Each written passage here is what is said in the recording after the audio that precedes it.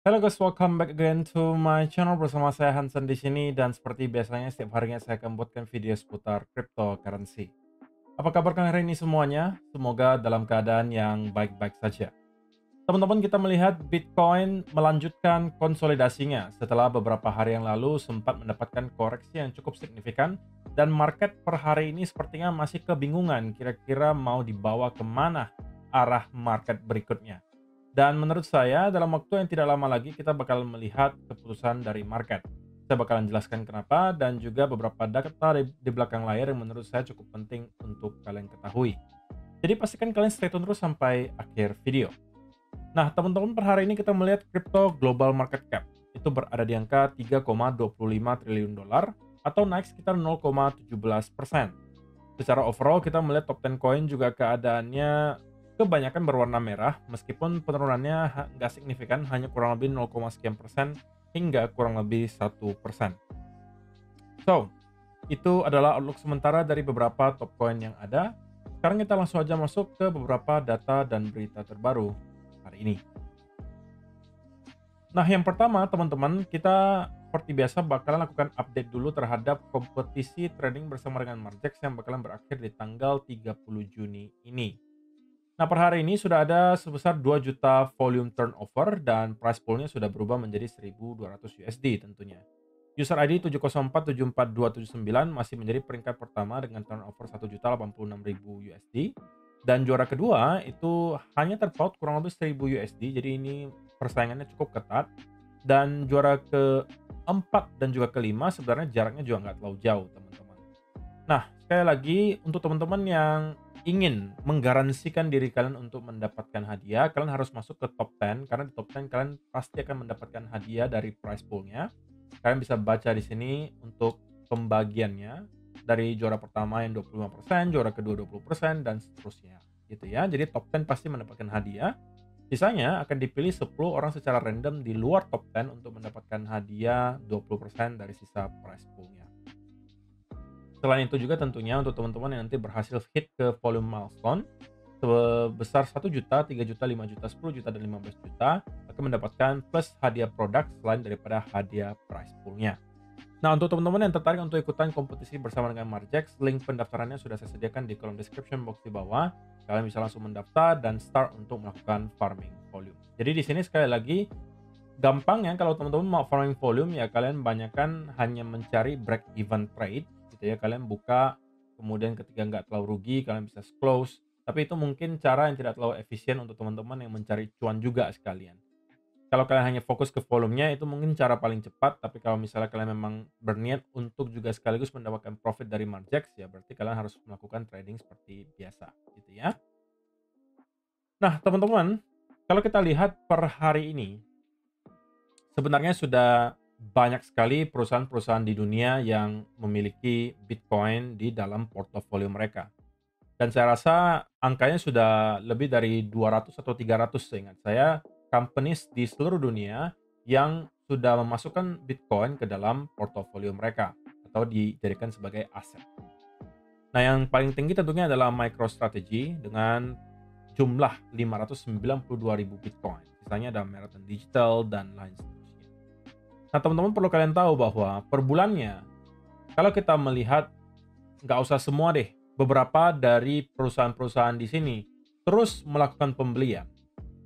Dan setiap minggu kita melihat mungkin ada ratusan atau ribuan Bitcoin yang berhasil diakumulasi oleh ratusan perusahaan ini. Kalian perlu ingat bahwa jumlah supply Bitcoin itu terbatas. Dan mereka-mereka ini yang merupakan perusahaan-perusahaan di dunia yang rata-rata merupakan perusahaan yang cukup besar, mereka membeli itu rata-rata tujuannya bukan untuk ditradingkan tentunya, tetapi adalah dalam bentuk diversifikasi. Misalnya mereka punya treasury gitu ya. Nanti akan dibagi ke beberapa tempat yang mungkin cenderung aman untuk mereka taruh. Contohnya misalnya surat utang negara, bisa juga mungkin dalam bentuk emas, atau bisa juga dalam bentuk Bitcoin sekarang. Jadi mereka biasanya hold-nya bakalan jangka panjang. Sehingga ini akan tentunya membantu untuk mengurangi supply Bitcoin yang circulating sekarang. Dan ketika supply-nya sangat terbatas, tetapi demand-nya selalu ada, harganya yang bakalan harus mengalami kenaikan. it is as simple as that. Kalau teman-teman merasa bahwa Bitcoin sekarang sudah terlalu mahal, ya kalian bisa melihat apa yang sebenarnya sedang terjadi di belakang layar. Apakah memang sudah tidak lagi ada demand untuk Bitcoin? Apakah demand-nya sudah berkurang? Ataukah lebih banyak orang yang menjual daripada membeli? Semua itu tidak ada, teman-teman. Faktanya adalah sampai dengan saat ini yang terjadi adalah akumulasi yang terjadi itu konstan selalu ada. Baik dari spot Bitcoin ETF maupun retail-retail seperti kita atau whales di luar sana, ataupun perusahaan-perusahaan di dunia yang sudah menyadari juga bahwa Bitcoin sepertinya memang cocok gitu ya untuk dijadikan salah satu aset diversifikasi. Dan kalau misalnya teman-teman melihat secara data juga, jumlah Bitcoin yang berada di exchange itu telah menyentuh titik yang sangat rendah dan penurunannya terus-menerus terjadi. Jadi jumlah Bitcoin yang sekarang berada di dalam exchange itu bukannya meningkat meskipun Bitcoin sudah mengalami kenaikan yang lumayan drastis sejak 1,5 atau 2 tahun yang lalu, tapi tidak terlihat ada peningkatan nih dari Bitcoin balance di exchanges yang menunjukkan bahwa rupanya tidak banyak orang tertarik untuk menjual meskipun harga Bitcoin sudah kurang lebih di atas $100.000. Tapi memang juga bisa berarti mulai banyak juga orang yang menyadari bahwa menyimpan uang di centralized exchange itu tidak seaman yang kita kira gitu. Karena 1-2 tahun terakhir mungkin kita akan menemukan banyak sekali kejadian ya yang kurang menguntungkan bagi para investors yang menaruh uang-uangnya di centralized exchange. Ada beberapa exchange yang sempat ke-hack, contohnya kemarin ada Bybit, ada beberapa yang lain juga yang sempat mendapatkan masalah. Kemudian MEXC kemarin di Indonesia juga cukup hot, cukup panas diperbincangkan gitu ya. Karena ada salah satu orang yang kemudian kehilangan ratusan juta uangnya karena menurut dia itu dimanipulasi harganya oleh MEXC. Dia buka posisi di futures tapi dengan di force dari MEXC untuk meliquid posisi dia dan dia kehilangan mungkin sekitaran 200-an juta. Dan yang terbaru itu ada dari salah satu exchange lokal juga. Oke, saya nggak tahu boleh nggak sih saya sebutnya ya, tapi Indodax oke lah, nggak apa disebut. Karena mungkin juga rata-rata dari kalian juga udah tahu ya bahwa ada kasus yang ini cuma baru sekedar tuduhan ya bahwa ada salah satu pengguna Indodax yang kehilangan uang ratusan juta juga, padahal dia mengatakan bahwa dia tidak melakukan apapun. Harusnya juga ketika ada withdrawal, akan ada notifikasi atau at least harus ada verifikasi di dalam email dan lain seterusnya. Tapi itu tidak ada semuanya dan uangnya tiba-tiba hilang. Nah, kita nggak tahu apakah itu kebenarannya, itu memang kebenarannya atau ada sesuatu yang dimanipulasi atau dia hanya menggiring opini, who knows. Tapi beberapa tahun terakhir memang terdapat beberapa kasus yang membuat orang mungkin sedikit kehilangan kepercayaan terhadap centralized exchange, yang membuat kita melihat jumlah Bitcoin yang ditaruh di dalam centralized exchange juga mengalami penurunan. Nah, itu juga mungkin bisa ditaruhnya ke decentralized exchange atau ke cold wallet. Regardless, yang pasti teman-teman di dalam dunia digital seperti ini, berbagai hal bisa terjadi ke aset kalian. Jadi keamanan aset kalian itu tentunya adalah tanggung jawab kalian pribadi. Gitu ya. Tidak akan ada yang bisa menolong kalian jika sampai ada sesuatu yang terjadi ke aset kalian. Saya juga pribadi pernah gitu ya ke-hack beberapa kali, terakhir kali Telegram, dan kemudian juga ada beberapa wallet saya sempat terkena phishing, itu juga hilang lumayan banget gitu ya, dan ya itu dijadikan pengalaman yang cukup pahit. Tapi in the end of the day saya nggak bisa menyalahkan siapa-siapa gitu ya, yang bisa saya lakukan hanya memprotek diri saya lebih gitu ya. Cara paling baik sih menurut saya kalau teman-teman memang mau memproteksi diri kalian, at least untuk mengurangi resiko kalian bisa kehilangan semuanya dalam satu waktu, adalah yang menggeser aset kalian ke dalam beberapa tempat. Sebagiannya taruh ke cold wallet, itu pun mungkin taruh di 1 atau 2 cold wallet, nggak usah semuanya di satu. Karena ada resiko juga kalau kalian taruh ke dalam ledger misalnya, ya ada resiko kalian lupa gitu seed phrase-nya, atau misalnya kalian lupa password-nya atau hilang device-nya, ya itu resiko gitu kan. Simpan ke 1 atau 2 cold wallet, sebagiannya sisanya masukkan ke centralized exchange, ada lagi sisanya kalian masukkan ke decentralized exchange. Jadi ada beberapa tempat nih kalian simpan sehingga kalau misalnya amit-amit ada salah satu yang bermasalah, kalian masih mempunyai aset di beberapa tempat lainnya. dan ya at least itu tidak membuat kalian hilang semuanya dalam sekejap. Itu mungkin bisa menjadi salah satunya ya. Selain daripada tentunya teman-teman wajib mengaktifkan semua fitur keamanan yang ditawarkan oleh platform tersebut. Misalnya kalau kalian masuk ke centralized exchange, kalian bisa aktifkan 2FA gitu ya, atau bahkan 3 atau 4 gitu ya, mau verifikasi dalam bentuk email kayak Google Authenticator deh, banyak gitu caranya untuk memprotek diri kalian. Tapi intinya sebisa mungkin ketika kalian memang serius invest di kripto, yang pertama kalian wajib kenali dulu bagaimana cara memprotek aset kalian. Percuma kalau kalian bertahun-tahun misalnya sudah invest dan kemudian sudah growing portofolio kalian, tapi karena kalian lalai dalam menjaga aset kalian, semuanya hilang dalam sekejap. Dan itu sudah kejadian ke banyak orang. Jadi jangan sampai itu juga terjadi ke kalian. Oke, sudah cukup ya untuk soal security-nya. Tapi kita bakalan bahas nanti sekarang untuk price action-nya Bitcoin. Nah, kalau kita lihat selama 24 jam terakhir, ini merupakan price action yang cukup membosankan ya. Bahkan dari tanggal 17 Juni kemarin kita melihat Bitcoin stuck di dalam sebuah range yang cukup kecil. Dan pada akhirnya memang kita sepertinya sedang membentuk pattern symmetrical triangle, teman-teman. Oke. Symmetrical triangle ini tentunya merupakan pattern yang menurut saya netral, artinya dia bisa breakout ke atas maupun ke bawah. Meskipun tendensinya adalah akan mengikuti tren sebelumnya. Artinya kalau kita melihat pembentukan symmetrical triangle atau kalian mau sebut penan ini, itu datang setelah adanya penurunan yang drastis, ya biasanya memang diikuti penurunan berikutnya. Sama juga kalau ini datang setelah adanya push ke atas, itu biasanya tendensinya lebih eh, besar adalah kita melihat breakoutnya ke arah atas. Tapi secara teori ini adalah pattern yang netral. Berdasarkan pengalaman sih, gitu ya, tendensinya sesuai dengan tren sebelumnya. Itu yang saya sampaikan. Oke. Nah, jadi teman-teman, kita juga sudah berada di penghujung pattern symmetrical triangle ini, yang harusnya akan bisa kita lihat di breakout hari ini.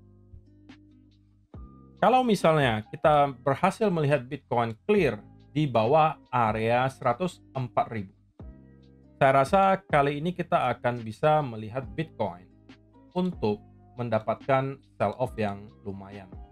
104.000 ya, roughly 104.000. Itu menjadi area yang cukup krusial, sekali lagi sebelum-sebelumnya selalu menjadi area support yang dipertahankan di sini. Kemarin sempat satu kali fake out, tapi kemudian kita berhasil reclaim di next candle, dan pada akhirnya sekarang kita mencoba untuk kembali mempertahankan area support ini, yang kalau misalnya akan berhasil kita lakukan dan kita kemudian berhasil breakout dari sini, that's a first good sign, atau itu adalah berita baik yang pertama. Yang akan lebih baik lagi kalau misalnya kita berhasil clear di atas area 105.500. Kenapa? Karena kalau sampai itu yang kita lihat terjadi, teman-teman, maka ada beberapa hal yang terjadi. Yang pertama, kita berarti telah berhasil untuk breakout ke atas dari pattern symmetrical triangle ini, tapi sekaligus juga mungkin ada sebagian dari teman-teman yang beranggapan bahwa ini masih adalah potensi double bottom. Nah, saya sampaikan pattern ini juga di video kemarin. Tapi kenapa saya bilang kita nggak boleh langsung menekan tombol buy di sini, meskipun ada indikasi terjadi double bottom. Kenapa? Karena kalau kalian langsung tekan tombol buy di sekitaran area ini, berarti kalian hanya berasumsi bahwa ini adalah double bottom. Nah, kenapa saya katakan asumsi? Karena untuk sebuah pattern itu tervalidasi, itu ada syaratnya, teman-teman. Kalau double bottom, contohnya, syarat untuk validasi dari double bottom itu adalah breakout di atas neckline. Dan kalau kejadiannya yang sekarang, neckline-nya itu berarti kurang lebih di area 105.400 roughly. Yang kalau kita berhasil breakout di sini, saya rasa kita akan bisa melihat Bitcoin untuk melanjutkan kenaikan, teman-teman. Oke, melanjutkan kenaikannya kemana? Minimal, menurut saya kita akan melihat Bitcoin push ke kurang lebih area trendline di sini. Dan kalau kita lihat sekarang, mungkin akan ada di sekitaran area 107.000 dolar. Kalau itu berhasil kita lalui, maka kita akan melihat Bitcoin kemungkinan mencoba untuk ngeretest ke area upper trend line-nya lagi di sini, yang harusnya akan ada di roughly angka 109.000, dan itu bisa menjadi penentu apakah Bitcoin memang telah siap untuk kembali masuk ke fase price discovery Ataukah memang kita masih akan melanjutkan konsolidasi yang lebih berkepanjangan dari sana dan ujung-ujungnya membentuk wave kedua dari koreksi besar di sini sebelum pada akhirnya kita start untuk kembali mengalami rally. Tapi in the end of the day, gambaran besarnya menurut saya masih bullish, oke. Cuman permasalahannya apakah koreksi yang kita lihat kali ini telah usai sekarang ataukah masih akan ada perpanjangannya, bisa dalam bentuk 2 wave atau bahkan 3 wave seperti ini sebelum pada akhirnya kita start untuk kembali mendapatkan momentum. Dan saya expect itu mungkin akan sedikit banyak dipengaruhi oleh beberapa hal, tentunya salah satunya adalah persoalan tarif war, bagaimana kelanjutannya. Yang kedua, bagaimana policy dari Federal Reserve di Amerika Serikat dan juga perkembangan Iran dan juga Israel. Jadi ketiga hal tersebut yang masih menjadi fokus utama untuk market sekarang. Dan yang lebih baik lagi kalau misalnya kita bisa melihat S&P kemudian melanjutkan rally dan membentuk area all time high yang baru. Jika semua hal tersebut bisa kita lihat terjadi, itu bisa menjadi beberapa katalis bagi Bitcoin untuk menyelesaikan koreksinya di sini dan bersiap untuk kembali breakout ke area high yang baru. Oke? So, kesimpulannya saja teman-teman, in the short term, jika kita berhasil, nah ini kita udah berhasil breakout sepertinya. Jika kita berhasil clear di atas area 105.400, maka ini bisa menjadi pertanda bahwa kita akan melanjutkan kenaikan sampai ke kurang lebih 107.000. Tapi kalau pada akhirnya kita start untuk kembali reject dan close di bawah 104.000 terlebih di 4-hour candle, itu akan menjadi pertanda bahwa kita bersiap untuk mendapatkan sell off berikutnya. So far, yang terlihat kita mengalami breakout, so tendensinya sedikit lebih ke arah bullish untuk short term. Mid term juga sekarang cenderung ke arah bullish. Terima kasih untuk teman-teman yang telah menonton sampai selesai video hari ini. Semoga bisa bermanfaat. See you in the next video. Bye-bye.